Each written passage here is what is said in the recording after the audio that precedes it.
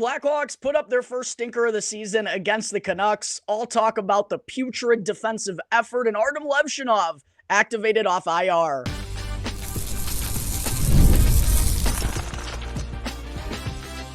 You're Locked On Blackhawks, your daily podcast on the Chicago Blackhawks, part of the Locked On Podcast Network, your team every day. What's going on, everyone? Welcome back to another episode of Locked On Blackhawks, part of the Locked On Podcast Network, your team every day. As always, I'm your host, Jack Bushman. Quick reminder off the top to please go and hit that like button, comment down below, and to subscribe to Locked On Blackhawks on YouTube. Even if you're someone who regularly listens through an audio platform, make sure to jump on over to YouTube and hit that subscribe button for me. It's 100% free. Will not cost you anything and really does help me out tremendously, as I'm so close to reaching my goal of 2,000 subscribers, but won't be able to accomplish that without your help. So please make sure to do me that quick favor. Also got to let you know that today's episode is sponsored by Game Time. Be sure to go and download the Game Time app. Use the promo code LOCKEDONNHL in all caps after creating an account, and you'll get $20 off to the sporting events, concerts, or theater events near you. All right, good afternoon, everyone. Again, thank you all for joining me on another episode of Locked On Blackhawks, your one-stop shop for all things Chicago Blackhawks. Unfortunately, still no video working here today for those who are joining me on the YouTube side of things. Went to the Blackhawks game last night, was in attendance at the UC for that god-awful performance, which I'll get into here in just a second, but haven't been able to exactly diagnose the issue as of yet. I was actually hoping to get on over to Best Buy or something to ask a few questions here this afternoon, but kind of got something wonky going on with my right eye right now as well, which wouldn't have been the most visually appealing thing for anyone to look at out there in the audience throughout this episode. So just going with the overlay again here for today's show, but really do hope to have that sorted out before the next episode, which, by the way, will be coming out on Friday morning before the Blackhawks finish up their 4-game homestand against the Nashville Predators. No episode dropping tomorrow, and I'm doing that because with the Hawks having a back-to-back on Friday and Saturday, I got you all covered. I'll be dropping an episode early Saturday morning. So make sure to be on the lookout for that when the weekend rolls around. But to kick things off here on today's episode, obviously not the best vibe for segment one, is the Blackhawks undoubtedly put up their worst performance of the season last night against the Vancouver Canucks. A very frustrating and very weird game. It was really hard for me to kind of describe exactly how it felt in the mood at the UC in 120 characters or less on X. So glad to be putting out an episode here to kind of describe everything, because it was a real weird game. It was wonky. There were a couple of seemingly wrong calls by the officials. I'm still not exactly sure the rule there about the offsides that led to a goal for the Vancouver Canucks, but still a really shoddy performance. Even if you brush that to the side, worst outing of the year from the Blackhawks. Back-to-back losses at home now as well, which you definitely don't want to see after starting things off with a big-time win over the San Jose Sharks. And that now drops the Hawks down to 2-4-1 through their opening 7 games. Lost 5 of them. Not where they wanted to be, certainly, to open things up. And yeah, this was as frustrated as I've been. The most frustrated I've been so far here this season. In terms of what went wrong for the Blackhawks, it was a lot. But truly what cost them again was another bad opening 20 minutes. First off, they allowed a goal just 21 seconds in, which you simply can't do on home ice. Bad turnover by Wyatt Kaiser. Even worse defense by him, and kind of a scrambling effort after that giveaway. And yeah, sure, things were weird. Like I said, the offsides and the 7 men that were on the ice for those 2 goals for Vancouver. And then because Luke Richardson and Matt Meacham, that video staff that are so good with these challenges, because they actually get that one wrong, which is a rarity for them. Luke Richardson isn't able to challenge on that goal for Vancouver, where they clearly had too many men on the ice. But despite all that, it was still a really disappointing defensive effort by the Blackhawks out of the gate. Gave up 10 scoring chances and 5 high danger chances at even strength in the opening 20 minutes. Very similar numbers to what plagued them in the game prior against the Buffalo Sabres. And then the rest of the way, they did manage to tighten things up. They didn't give up a goal in the second period. It was honestly two polar opposite periods to open up the game. 6 goals total in the opening 20 minutes, 0 goals combined in the next 20. But in those final 2 periods, the Blackhawks only gave up 7 scoring chances at 5-on-5 and only 4 high danger chances. So they just needed to start faster once again. The defense was there the rest of the way, but it wasn't there in the first period. Vancouver had 11 shots on goal in the first as well, only 19 during the rest of the game. Also felt like the Hawks really got bullied in front of Peter Mrazek. That was kind of my number one takeaway when watching this game with my boys from up in the 300s. It was just too easy for Vancouver in front, in the crease, right out in front of Peter Mrazek, and it really felt like the Blackhawks got bullied. And just go back and watch those goals for Vancouver. JT Miller on the power play goal. Yeah, sure, it was a man advantage for Vancouver, and it's hard to account for everybody, but he was all alone to put that puck that took a little bit of a weird bounce off the end boards into a yawning cage, but it was just too easy for him. And then Danton Heinen, his second goal, Alex Vlasic, not strong enough to prevent Heinen from getting to that loose puck. Vlasic also lost Connor Garland in the crease for the 4th goal of the opening period that Vancouver scored. Brock Besser's goal was a redirect out on the power play in front of, in between Vlasic and Foligno, right out in front of Peter Mrazek, and then Pius Suter, too, all alone in front, beat Nolan Allen there as a bystander for the 6th goal and final goal of the night for the Vancouver Canucks. So it just felt like Vancouver was playing a little bit of bully ball down low, and the Hawks simply didn't have any answers. Didn't help that they didn't have Alec Martinez last night. Seth Jones certainly didn't have his best game. Alex Vlasic, as I mentioned, wasn't good enough in the dirty areas. So yeah, a disappointing defensive effort by the Blackhawks. Certainly their worst defensive effort that they've put up this year as well. And then Connor Bedard, he can't buy a goal right now. Not getting a lot of puck luck, and also isn't getting a lot of help. He had a few good looks, led the Blackhawks with 6 shots on goal, but they're just not going in right now for the kid. However, I'm really not concerned. I feel like it's going to be a breaking of the dam eventually because he's still performing as the Blackhawks' best player. He's getting their best scoring chances. He's still getting looks night in and night out. It's not like he's been a ghost in any of these first 7 games. He's been there. The puck just hasn't been going in, which unfortunately that happens from time to time in this crazy game. Bedard, over his last 21 games, only has 2 goals, but he does lead the Blackhawks during that stretch with 49 individual scoring chances, as pointed out by Mark Lazarus on X, which leads the Blackhawks. The next closest to Bedard's 49 individual scoring chances is Nick Foligno with 29. So the scoring chances are still there for Bedard. We know he has the finishing touch in the shot. It just feels like it's a matter of time. But what I will say is I didn't think he was good enough in last night's game. On the ice for 3 goals against to none for. Lost the scoring chance battle at 5-on-5, 10-8. Lost the high danger chance battle 6-4. He does need to do a little bit more, I think, but I also believe the Blackhawks need to be giving him a little bit more help, which I'll talk about here in just a moment during segment 2, but it felt like what really killed the Blackhawks last night in terms of what went wrong. It was another shoddy start, which they just can't afford to have, especially on home ice. Very disappointing. And they just didn't do the things they really have been doing defensively through their opening 6. They had been a strong defensive bunch in those dirty areas, but things just kind of got away from them last night. A lackluster 6-3 loss to the Vancouver Canucks, first stinker of the year for the Chicago Blackhawks. There are my quick thoughts from last night's game. Going to take a quick break here, Blackhawks fans, but when I return, I'll dive into some potential lineup changes in the next game for the Hawks against the Predators on Friday night. But first, I got to talk to you all real quick. I hate when I do that. See, and that's why camera quality, unfortunately, isn't the best at this point in time. Got to figure that out. I got to talk to you all real quick about game time. I'm so used to producing the show and clicking on the banners. Unfortunately, can't do that. Got to talk to you all real quick about game time, though. Hockey season, of course, is back in full swing.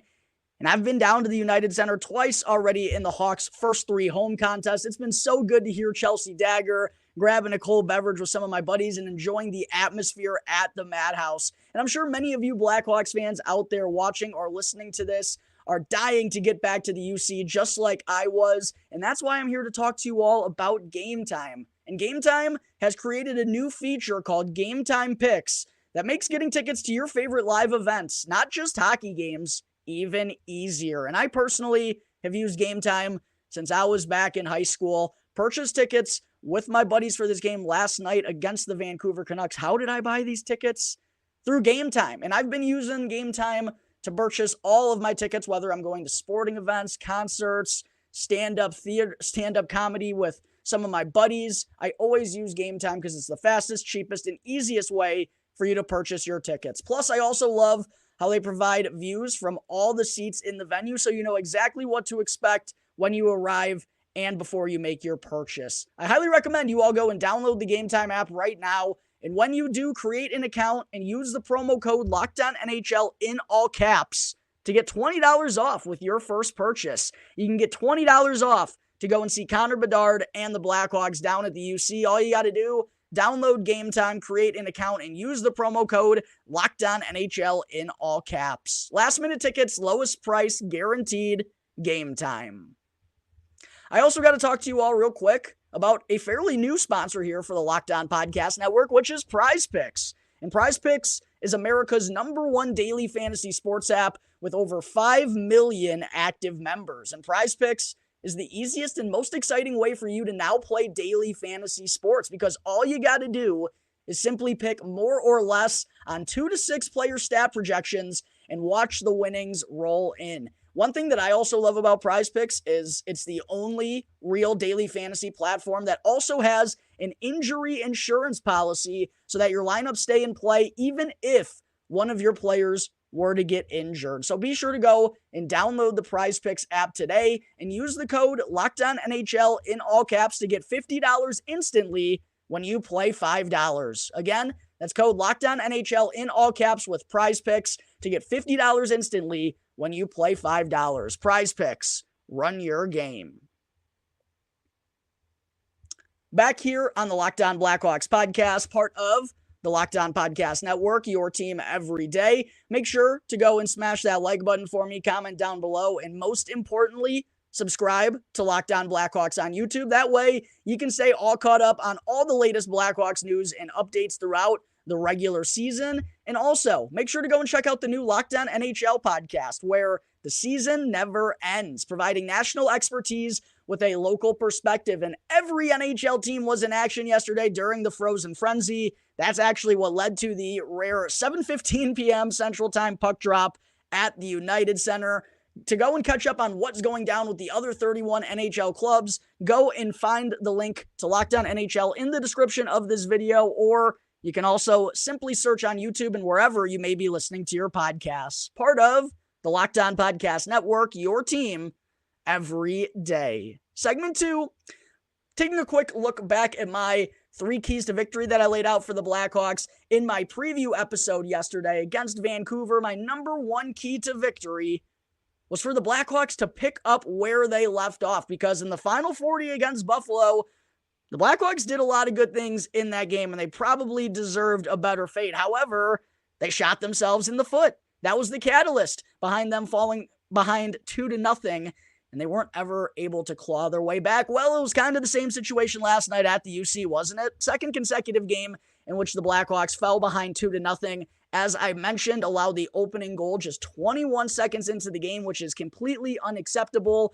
And that now marks, out of the Blackhawks' 4 losses that they have in regulation through their opening 7 games, 3 of them, 3 have been plagued by horrendous opening 20 minutes. The first game of the season in Utah, the game against the Buffalo Sabres, and now back-to-back games because of what they did last night against Vancouver. The Blackhawks just are not a team that can afford to start from behind the 8 ball. And that's kind of been the narrative around this team for the last, 4 or 5 years, just being behind the curve, behind the 8 ball, playing catch up, whether it's, if we're talking individual games or even if it's just in the standings or the 500 marker, right? That's why I thought it was so big for the Blackhawks to go and take care of business and have a good homestand, opportunity to go 2-0 at home against a lowly Buffalo Sabres team that had struggled out of the gate, didn't take advantage there.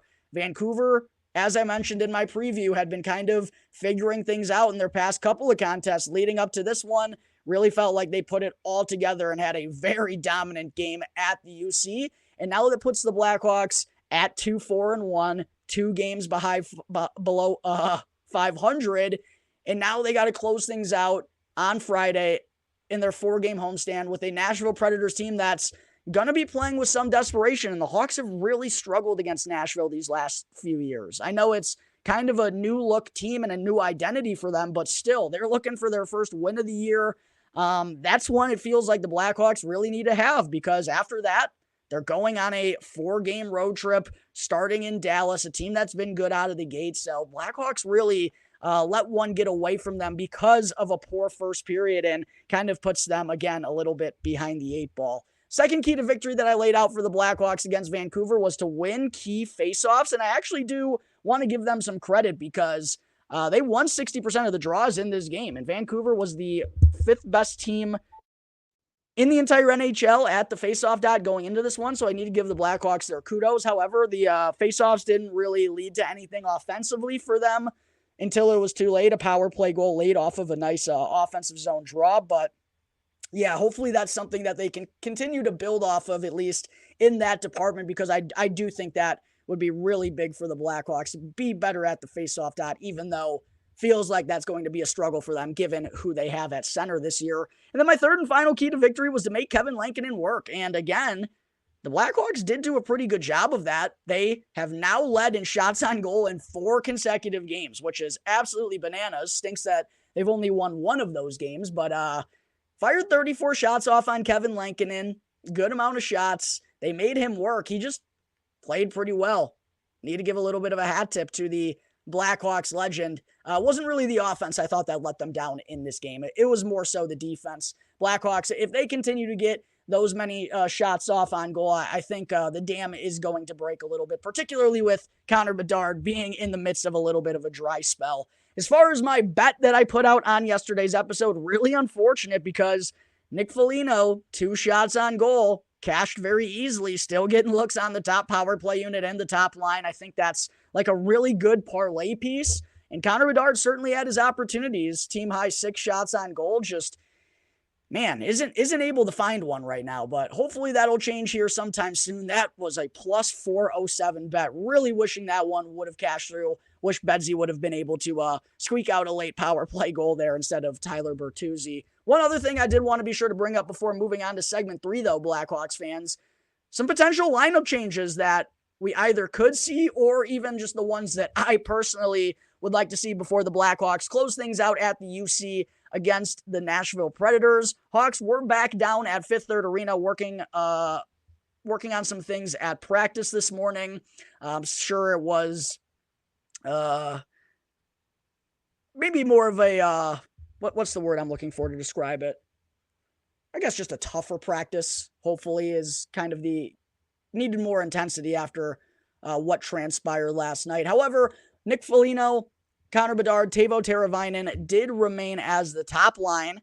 Lukas Reichel, though, jumped up on the second line with Philip Kurashev and Tyler Bertuzzi. I do need to make sure to note that Taylor Hall was not on the ice for practice due to maintenance. Not anything to worry about. These are something that he told us we can expect because of his torn ACL last year, and being on the ice, day in and day out probably isn't the best thing for him in particular at this stage of his career, and that has led to Lukas Reichel being put up on the second line. We'll see if that winds up being the case when the Hawks hit the ice for their morning skate on Friday. Ilya Mikheyev, Jason Dickinson, Joey Anderson as the third line, and then Pat Maroon, Ryan Donato, and Craig Smith as the fourth line. Taylor Hall, as I mentioned, out because of maintenance. Andreas Athanasiou as the odd man out. The D pairings took a little bit of a shuffle. We'll be curious as well to see if these remain what they were at practice this morning during the morning skate on Friday. Isaac Phillips, who has yet to appear in an NHL game this season, up on the top pairing with Seth Jones.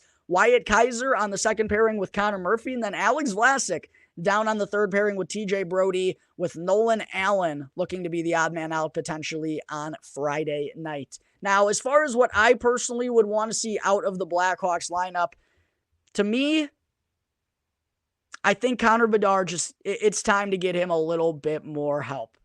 Nick Foligno, you get my kudos, buddy. You've done your job well.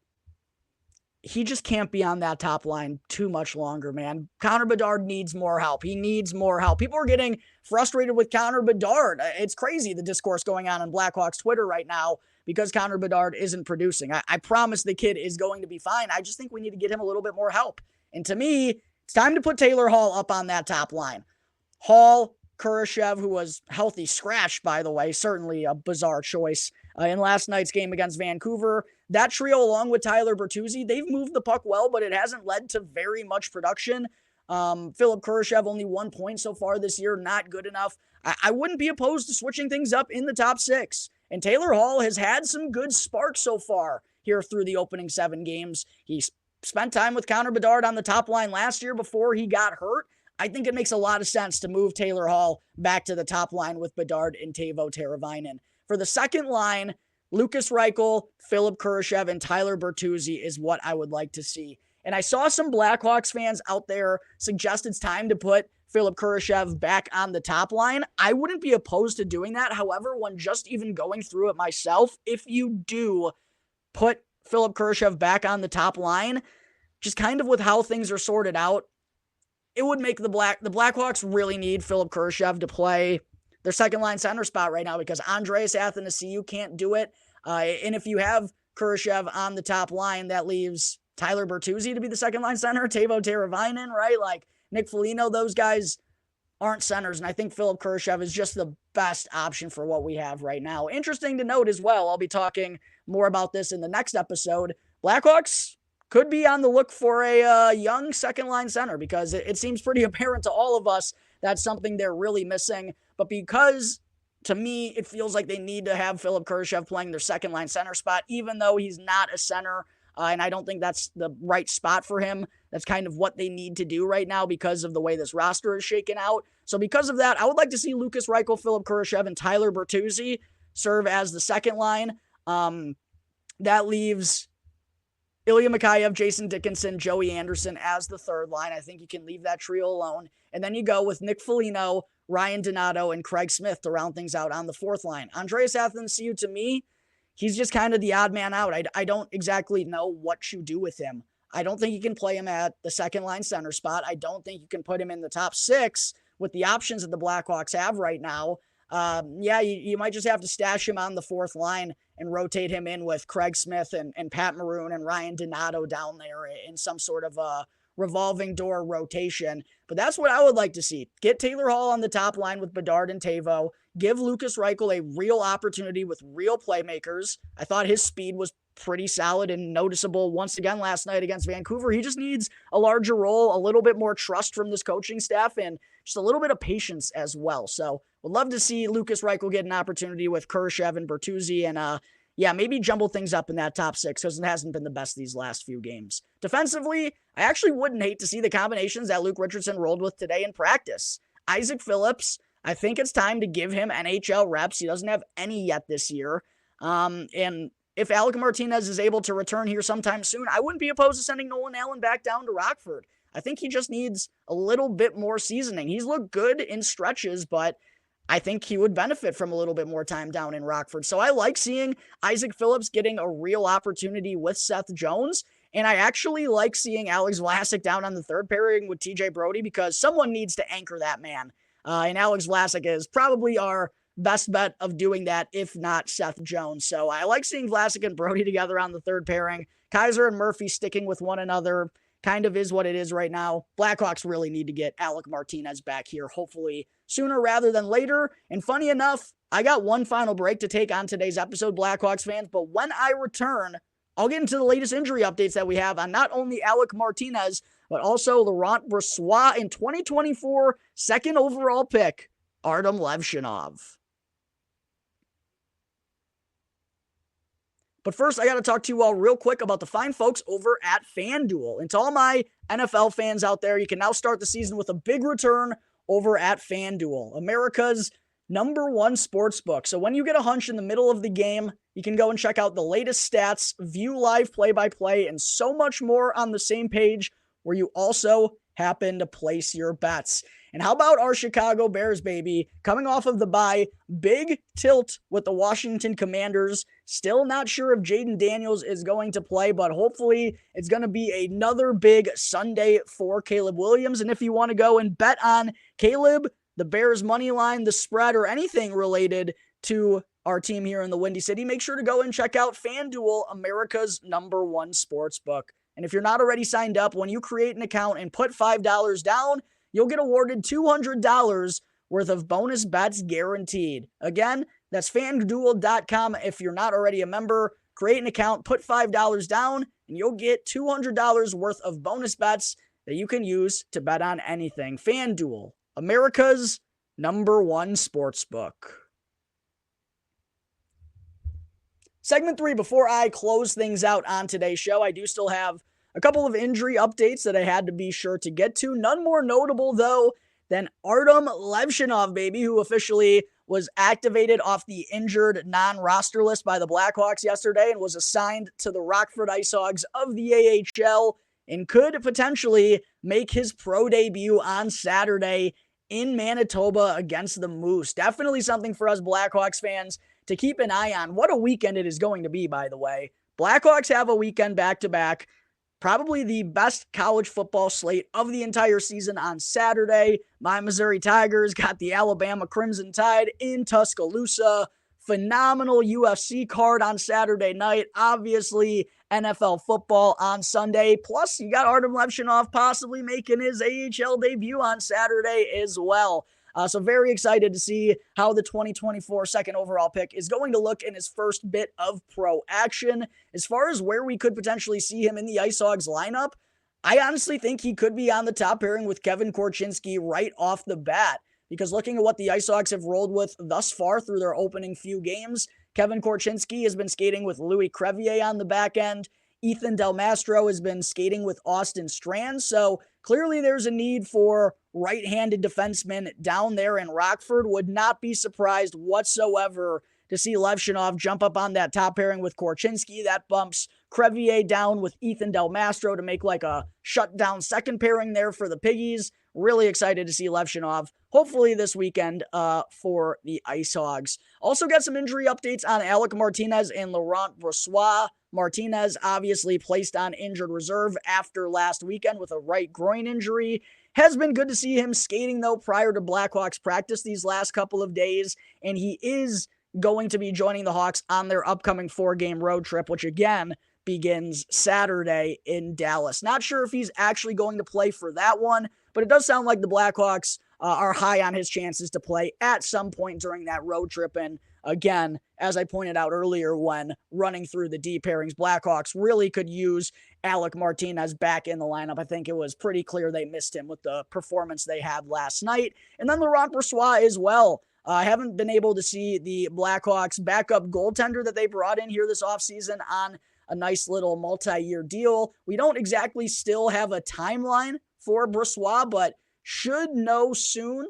The hope, though, is for him to return during this upcoming road trip as well. I'd probably expect if he does, it would be one of those final games. Arvid Soderblom deserves a lot of credit for playing well, stepping up, serving as the number 2 behind Mrazek with Brossoit out, but it would be really nice to get the former Winnipeg Jets and Vegas Golden Knights goaltender back to give the Hawks a good 1-2 tandem in net so that they don't have to ride Peter Mrazek as much as they did last year or as much as they've kind of been forced to here through their opening 7 games. All right, that's going to take care of today's episode of Locked On Blackhawks, everyone. Again, thank you all for joining me.